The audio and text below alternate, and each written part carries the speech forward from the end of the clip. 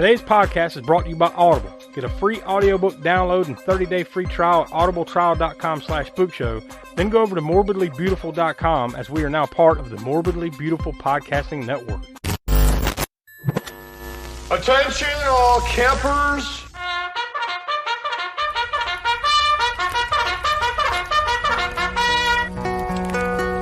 The All-American Spook Show welcomes you to enroll in Camp Spook Show this summer. We have activities for all ages, including archery, canoeing,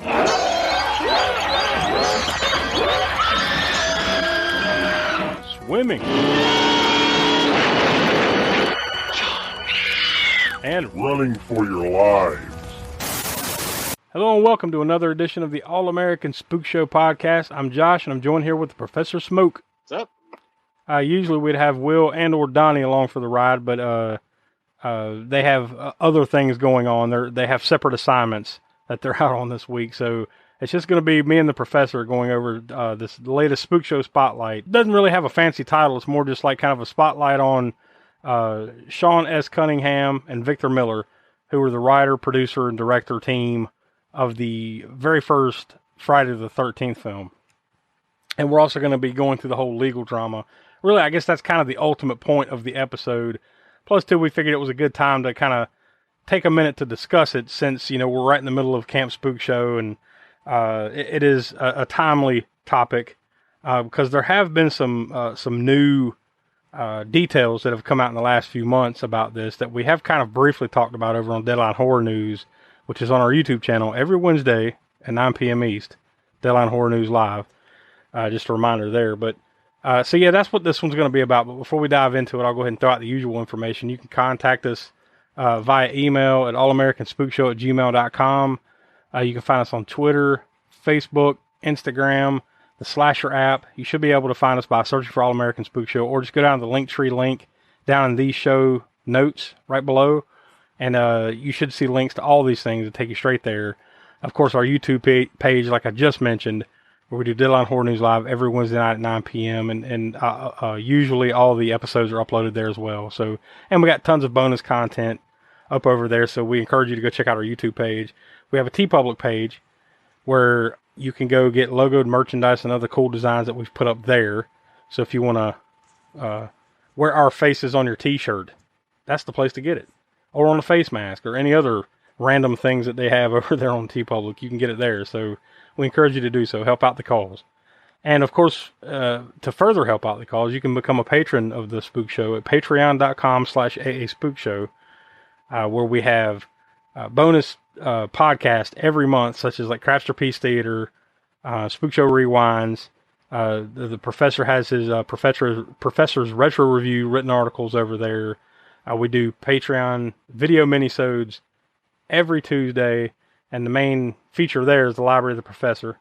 So you don't want to miss any of that stuff, all that cool stuff, and then some early access to the podcast, all kinds of other cool stuff. That's at patreon.com/AASpookShow. So I guess we'll go ahead and dive into it. Now, I guess, you know, right out the gate, we'll talk about Sean Cunningham first. Now, he is the producer / director of the original Friday the 13th. And Victor Miller was the writer of the original Friday the 13th. Now, the main bone of contention with this lawsuit that, you know, I'm sure we'll talk a little bit more towards the end here, is basically who owns... There was a lawsuit between the two of who owns the copyright to the franchise, to Friday the 13th. Victor Miller contended that he owned it because he wrote it. And Sean Cunningham contended, I guess, that the copyright belonged to him because he directed it, and that Victor Miller was only wrote what he was told to write, was his argument, I guess. So apparently in two different judgments, I believe Victor Miller has won both times. Now there's a weird thing about the copyright as far as like where it's legal, like here in the U.S., abroad, whatever. But we'll dive a little bit deeper into that. But you know, that's just kind of setting up the table for what we're aiming for here is that. But Sean Cunningham, he's mostly known for this. I mean, really, like, what else? Like, he was the producer of The Last House on the Left. Yeah. He kind of collaborated a little bit with Wes Craven there for, I think Yeah. he made The Art of Marriage in 1970, which was his first thing, which was like a documentary of sorts. And for a first film, I guess it gained a little bit of eyes on it, so to speak. And Wes Craven saw it, and he helped produce Cunningham's 1971 movie Together. The movie is called Together. Yeah. I guess they produced it. They made it together, but it's called Together. Yeah. Then Wes Craven brought him over to as a producer on Last House on the Left. That's pretty much the last tie for Wes Craven, I believe, in them. But right after that, or shortly after that, I think there's a movie called Case of the Full Moon Murders in there that wasn't involving Victor Miller, but 1978. Yeah, it was Here Come the Tigers, the Bad News Bears ripoff type movie, yeah. so to speak. Which there was more than a few of those at that time. Bad News Bears being a huge hit for kids movie or for teen movies or whatever you call it. It's funny. I mean, not to go off on a tangent, but it's funny watching some of those now. They're not, like Six Pack or whatever. Yeah. A lot of those movies now, you're like, wow, this is for kids. Oh yeah, we were watching this type of stuff as kids. yeah. I'm just thinking of Bad News Bears, where like Walter Matthau was just sitting around drinking the whole movie and pretty much just treating the kids like shit. And yeah, it's a kids movie. But yeah, the Here Come the Tigers was Sean Cunningham's version of Bad News Bears, so to speak. And Victor Miller wrote the script for that too. And then right after that was Manny's Orphans, which was a drama, kind of a sports drama, where Victor Miller again wrote. And then we get to 1980s iconic, of course, Friday the 13th, which we're talking about here with the Victor Miller writing it and then leading us up to the current lawsuit. Well, not any longer. It's been resolved, right? Well, not really. It's been resolved, yes, but not really. Yes and no, yeah. But yeah, that's where that led them up to that, their work together, the brief few things that they did together, and that led them to that. Now, of course, they both get their names all over the entire franchise because of this first one.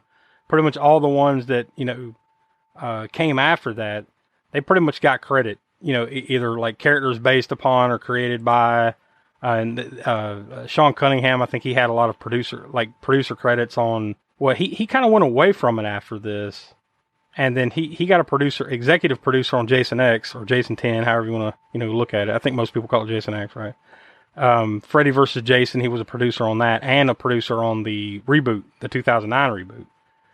But I saw something where it basically he makes no secret of. I don't think really either of them really don't make too much of a secret. Like they don't really like it that much. It doesn't sound like, which is funny that they just sue the shit out of each other over it. But yeah, the whole. Well, I guess it's the money they like. Well, yeah, obviously. Yeah. One of the quotes, but not necessarily the. I guess I don't know. As a fan, sometimes you'll think like, well. There could be worse things you'd be known for than being a horror producer or a horror director or the creator of an iconic franchise. Yeah. But I guess as a director, you see yourself kind of, if you're wanting to do more, you're somewhat pigeonholed into, that genre because nobody, and I've actually heard Sean Cunningham talk about this before too, that nobody wants to hire, if you've done Friday the 13th and you've done Last House on the Left and, House 2 or House and House 2, the second story, et cetera, et cetera. Nobody wants to hire you to do this. Paramount's got this intricate drama that they got, an epic drama, and we want Sean Cunningham to direct it. Yeah, because that's that's not, you get known for a certain thing, and that's what you end up doing. So I guess that's where a little bit of his ire maybe comes from. But I think he's come to terms with that over the years. I think he's done convention appearances and all that stuff now. Well, the one thing that I saw on Victor Miller as far as that angle is concerned is. He claims that he's never seen any of the other Friday the 13th movies because he does not like the idea of Jason being the killer. That's his bone of contention.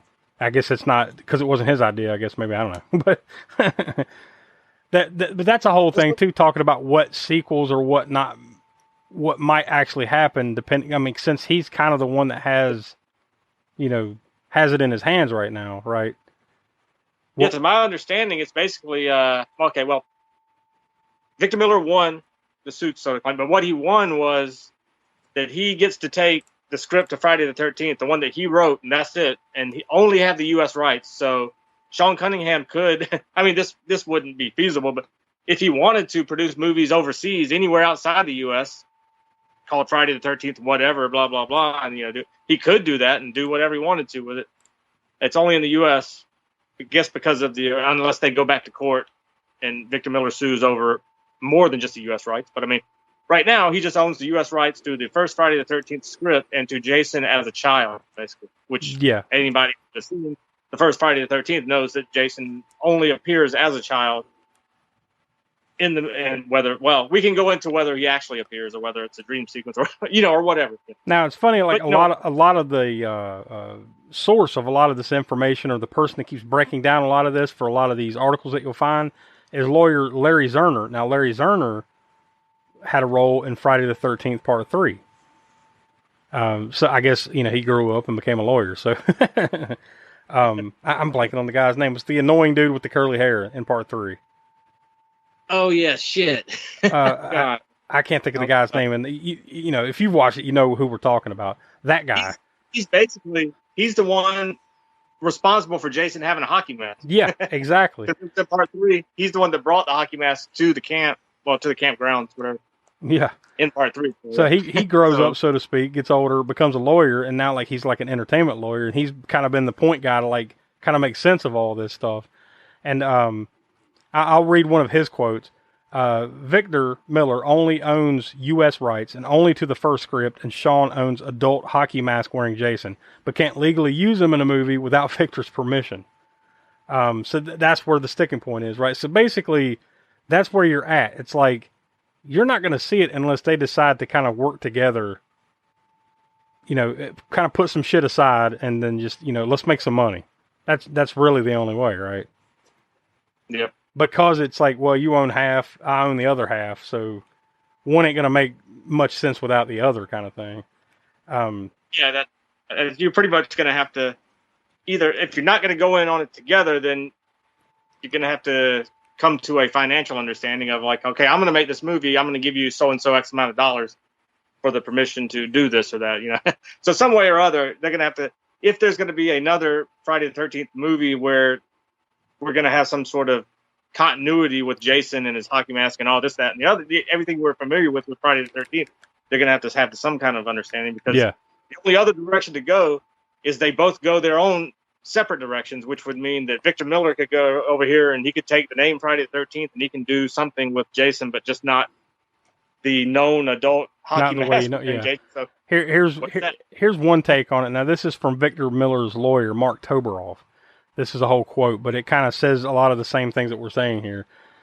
Quote, now we can license a remake, prequel, or even a sequel motion pictures, provided such films do not use any additional copyrightable elements. Victor Miller now owns the copyright to his screenplay, including sequel rights, but Jason can't be portrayed as any older than in the first movie? Makes no sense. Jason was very much a presence in the first movie. In fact, Mrs. Voorhees channeled Jason. And of course, the first was all teed up for sequels. So obviously, the ending of the famous ending. And by the way, we've talked about that movie in depth in a special episode all the way back in episode 30.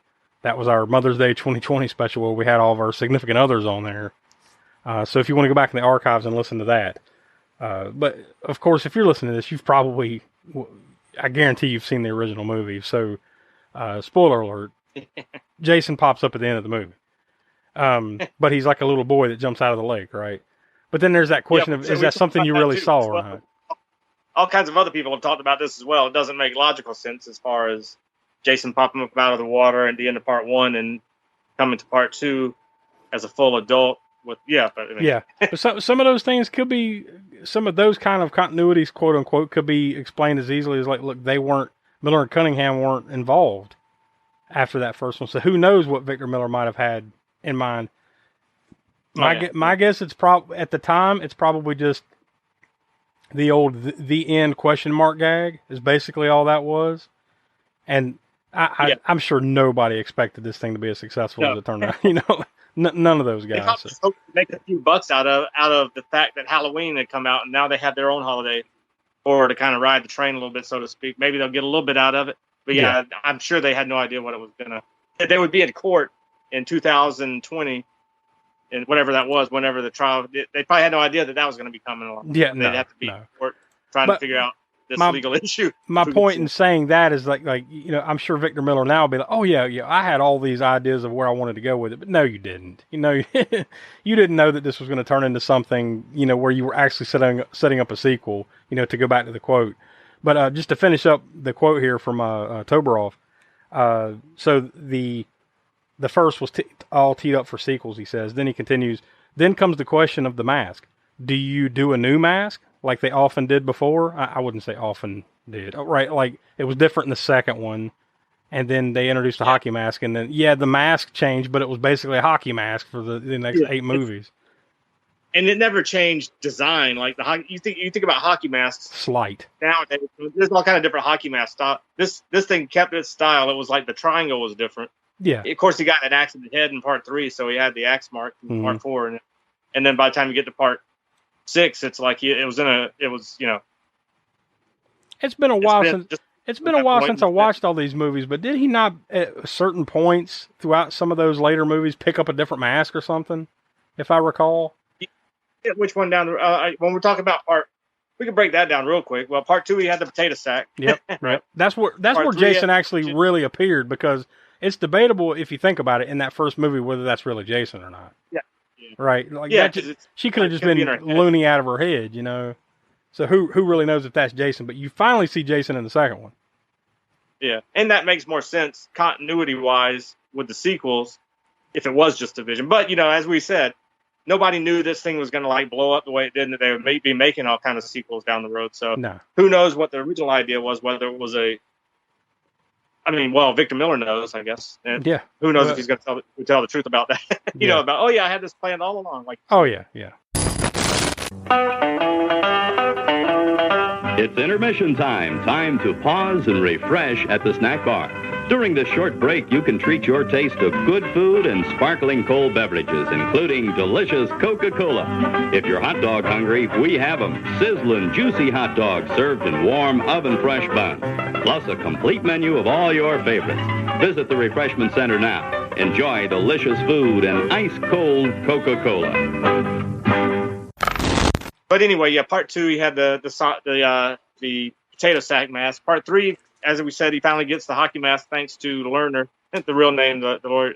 I still have to look up that name. I can't remember his name, the character. But and I do remember it being like something you would think of more like a girl's name, like Stacy or somebody that's listening to this is like kicking us he wants to kick us right in the nuts for not. How can you not remember?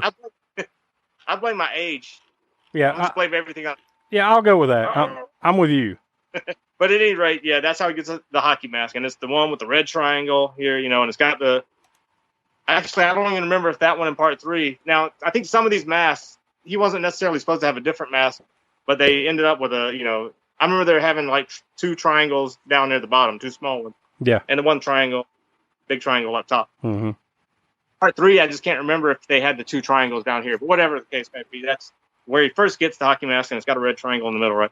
Part 4 was supposed to be the same mask because it was directly taking off from him getting the axe in the head at the end of part 3, and the people in the ambulance come, coroners, whatever, they pick him up and they take him to the morgue in the hospital, and directly from there. So the mask is supposed to be the same. Part 5, spoiler alert.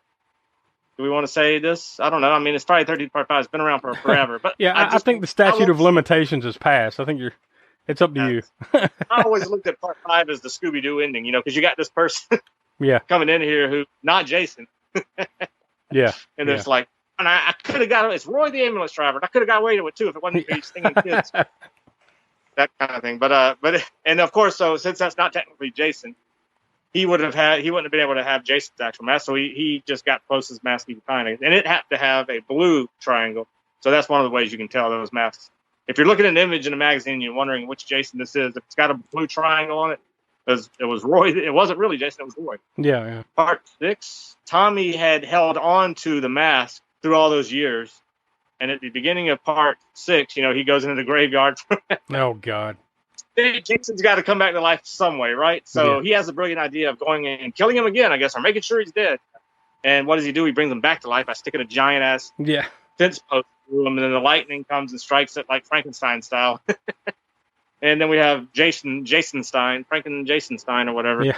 But he is reunited with his mask from 3 and 4, because it's supposed to be Tommy carrying this mask, and he throws it on Jason right before he dumps the gas on him and before he stabs him with the thing and all that, right?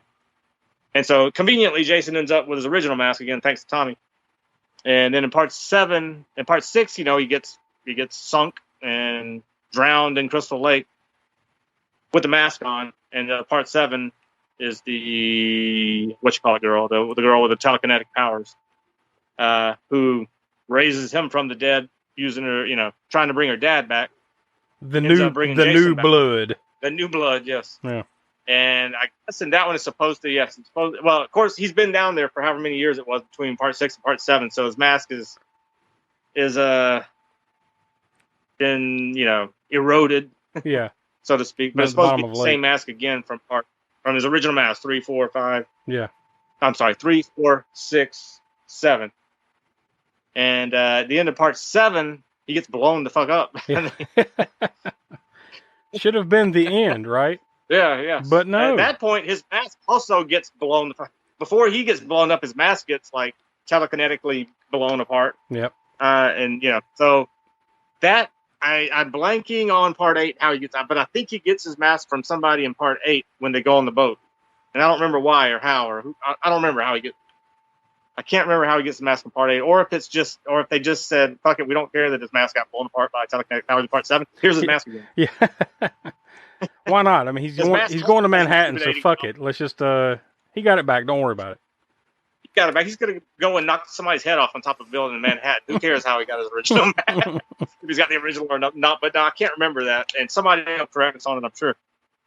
But yeah, there's either he got a new one or they just said screw continuity. And part 9, you know what? When we get to do part 9, that'll be almost like a new movie to me. I've only seen part 9 once, and it was back when it came out. Jason Goes to Hell. I think Jason Goes to Hell. I never saw the original DVD version of it, or I saw a bootleg working print with a time code on it because I wanted it. It was tape trading, bootleg tape trading days, and the only way to get some of these uncut things. Although that movie has been released uncut, I believe, on DVD and stuff. That's the only way I've seen it is with the time code, and and I don't know what the completeness of the movie is. I assume it's the same version they initially or later on released on VHS and DVD. But so that one I'm not. I just remember the end of it. I remember Freddy's hand coming up and grabbing the mask at the end. Well, yeah. If you're gonna remember anything from that one, that's the moment, right? Holy shit! That one I don't know about. But it took part 10. But yeah, but it took 9 years until Jason X, the 10th. Yeah. And that's a completely different thing. Like, what is he, like, cryogenically frozen and woke back up in space or some shit? Yeah.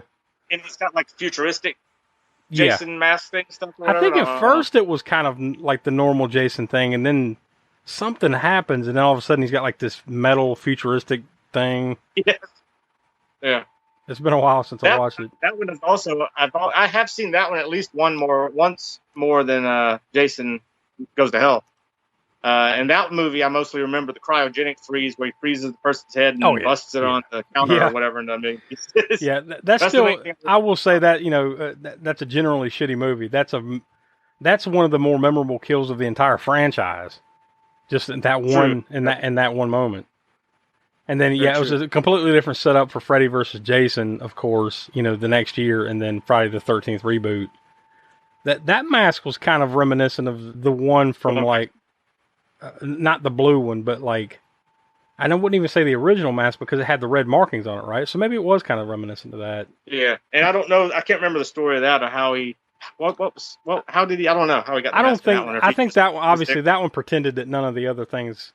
I think that one was more like everybody knows the origin of Jason. Let's just have fun, So they didn't bother. If I recall, it's been a long time since I watched that one. But yeah, to finish up that point, we went off on that little tangent after that quote because the quote.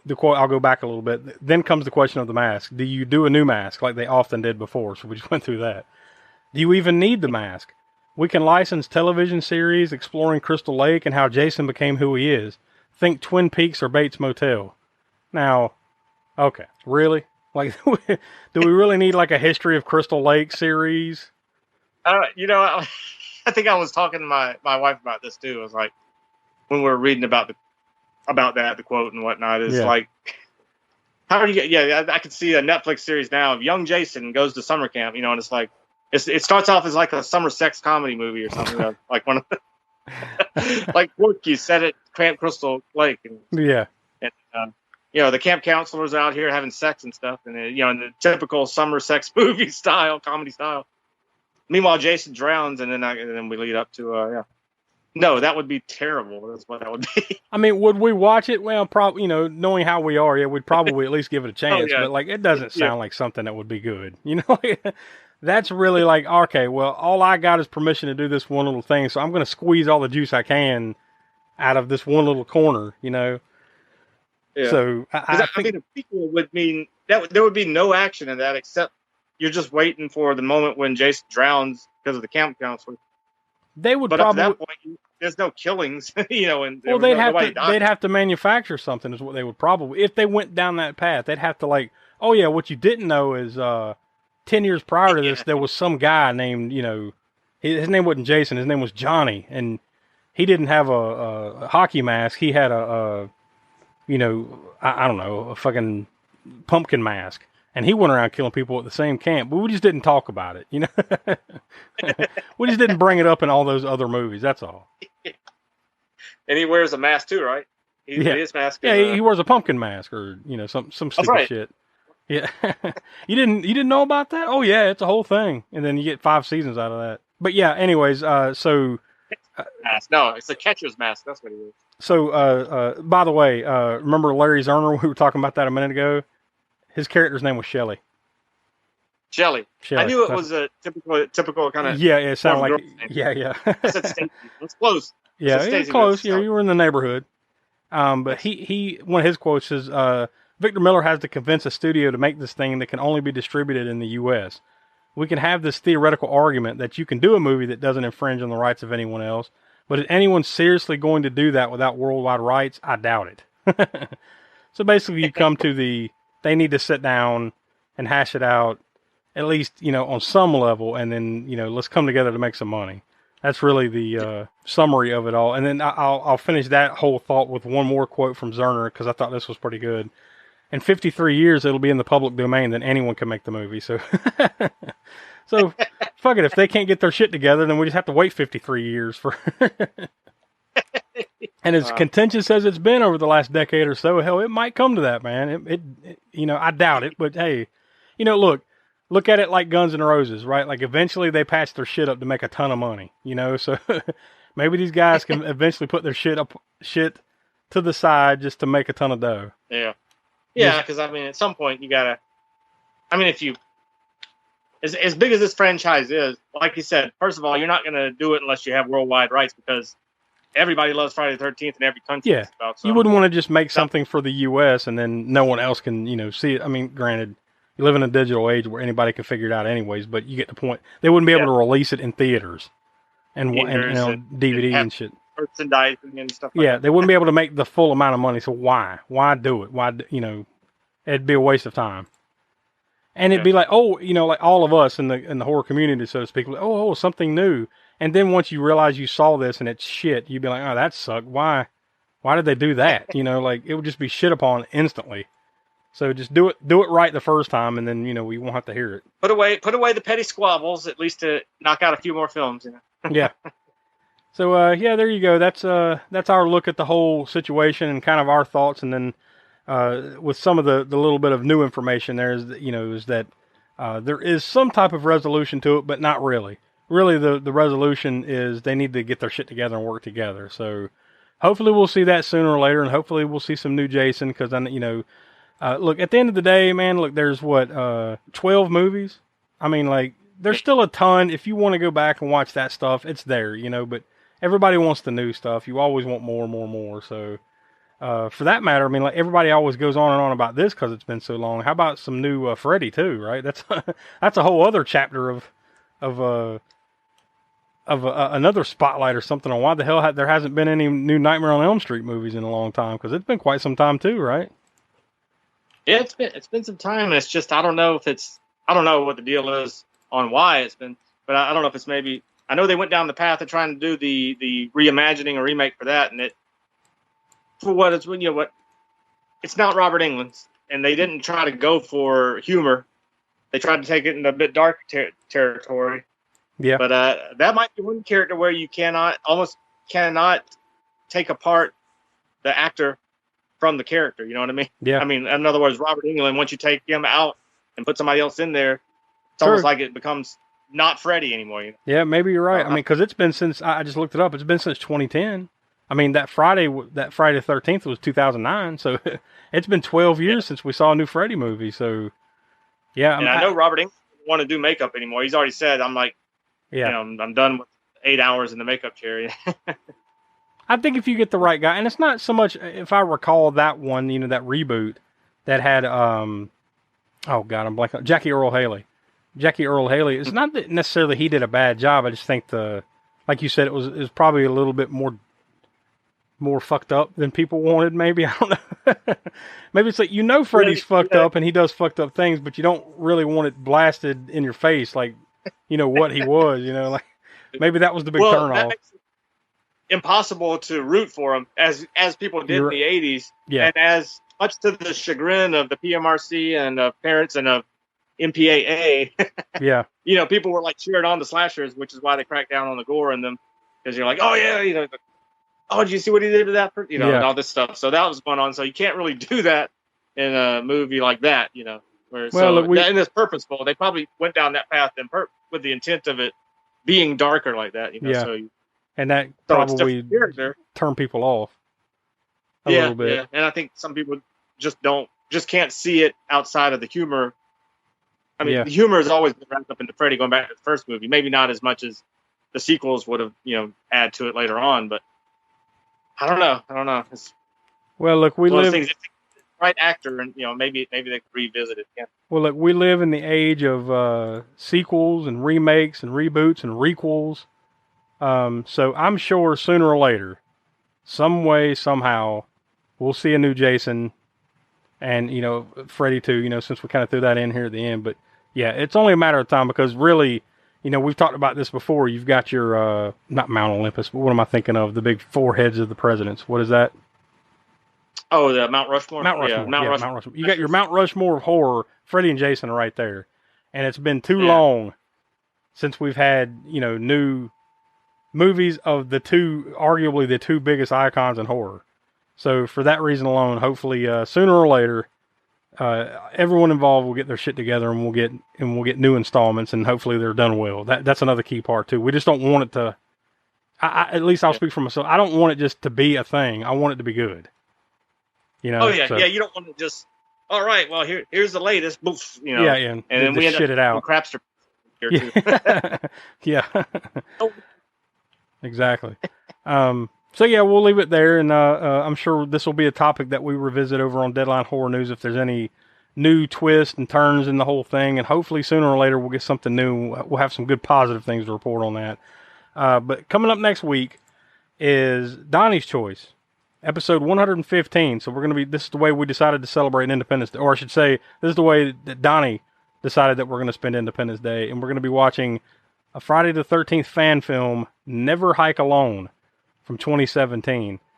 I'll read the synopsis on IMDb. A hiker's survival skills are put to the test when he stumbles upon the remains of an old abandoned camp and discovers its long, dark secrets. So I think you got to guess what's gonna happen there. So this is one I haven't seen, and I know you said you hadn't seen it too, right? No, not yet. Yeah, and pretty sure Donnie and Will haven't seen it either, so it's going to be new for all of us. So come back next week on July 4th, after you shoot off the fireworks. Well, maybe before, because it comes out at 6 p.m. So before you shoot off the fireworks, but after you've had your hot dogs and hamburgers and celebrated the independence of the United States, come and listen to Never Hike Alone. So for Will and Donnie, who couldn't be with us, Professor Smoke, I'm Josh. We are the All-American Spook Show Podcast, and we'll talk to you next week. It's now 9:30, and that's lights out time. 9:30, as you know. Tomorrow is Parents' Day, and you must look rested or Morty will be sent to the state penitentiary.